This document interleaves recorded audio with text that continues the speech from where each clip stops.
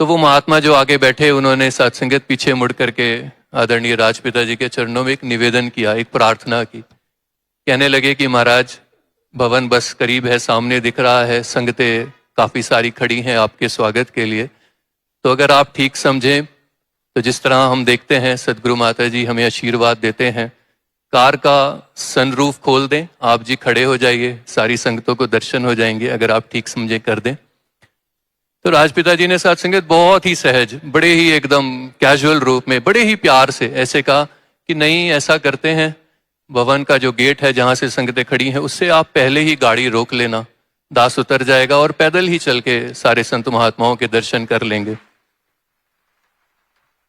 सहज में सत्संगत बात हुई, गाड़ी रोकी गई, राजपिता जी उतरे, सबको आशीर्वाद दिया, ब्रह्मिंगम समागम हुआ। दिन भर वहां संगतों के बीच समय बीता। सोना कहाँ हुआ था? सिर्फ फ्लाइट में। अब रात हुई, रात को फिर से अगली फ्लाइट है, वापस लंदन एयरपोर्ट पहुंचे 2.5 घंटे का सफर करके, वहां से फ्लाइट है लगभग 9 घंटों की और न्यूयॉर्क जाना है। और फिर अगले दिन न्यूयॉर्क में मुक्ति पर्व है।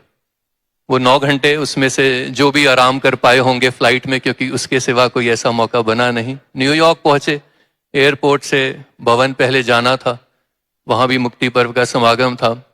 उससे पूर्व जब भवन पहुंचना था तो वहां फिर से वही दृश्य, भवन से 200-300 मीटर पहले दिख रहा है कि भवन है, संगतें खड़ी हैं। जो वहां के महात्मा गाड़ी चला रहे थे अमेरिका के, वो अलग महात्मा थे, वो पीछे मुड़े और उन्होंने फिर से अरदास की कि महाराज अगर आप जी ठीक समझे तो दास गाड़ी का सनरूफ खोल दे, संगतें खड़ी हैं, धूप भी बहुत तेज है, तो आप जी सनरूफ से खड़े होकर के ही आशीर्वाद दे दें।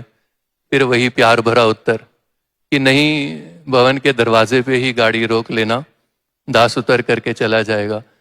तो आगे से वो महात्मा कहते हैं महाराज धूप बहुत तेज है, संगतें काफी हैं। तो इधर से महाराज कहते हैं संगतें भी तो खड़ी हैं ना, कोई बात नहीं।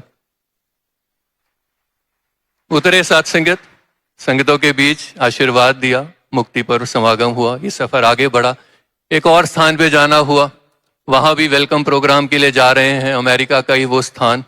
तो महात्मा निवेदन करने आए चरणों पे कि महाराज संगतों का बड़ा ध्यान है, जब भी सदगुरु माता जी आप जी इस तरह आते हो तो महात्माओं के भाव होते हैं, इष्ट हैं हमारे, हम जिस भी तरीके से स्वागत कर पाए। तो महात्माओं ने प्रयास किया है, एक सुंदर पालकी सजाई है, अगर आप जी उस पे खड़े होके चलें, सारी संगतें साथ में होंगी, आप जी सबको दर्शन दे देना महाराज। तो फिर से वही जवाब आया कि नहीं, पालकी रहने दो, कोई नहीं, दास पैदल ही चल के सबके दर्शन कर लेगा। 3 बार ऐसा हो गया और जब तीसरी बार इन्होंने इस तरह से प्यार भरा निवेदन किया तो सत्संगत फिर दास के करीब आकर के जो कहा, जो सत्संगत बात कही, करीब आए और बड़े धीरे से बोलते हैं, क्योंकि 3 बार इनको ना करना भी अपने दिल पे एक जोर लग रहा था। तो मुझे कहते अगली बार कोई ऐसी बात हो ना तो आप ही कह देना कि ऐसा नहीं, क्योंकि जो अगली बात कही, क्योंकि ये सब हुजूर के लिए होता है, हमारे लिए नहीं।